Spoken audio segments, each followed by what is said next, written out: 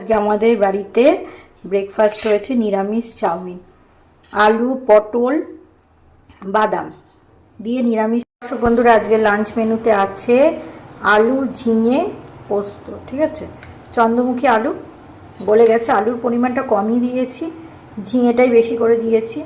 তো আলু ঝিঙে পোস্ত খাবো কি দিয়ে জানো তো?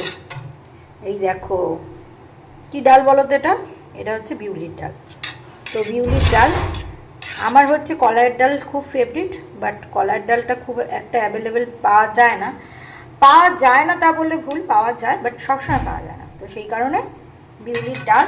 আর এখানে আছে আলু পটল দিয়ে সুন্দর করে পনিরের সবজি। তো এই হচ্ছে লাঞ্চ মেনু। খাওয়ার সময় এই আঙ্কেল চিপসের প্যাকেটটাও নিয়ে নেব। চিপস দিয়ে ডাল দিয়ে বেশ ভালোই লাগে, এখনও পর্যন্ত খোলা হয়নি প্যাকেটটা।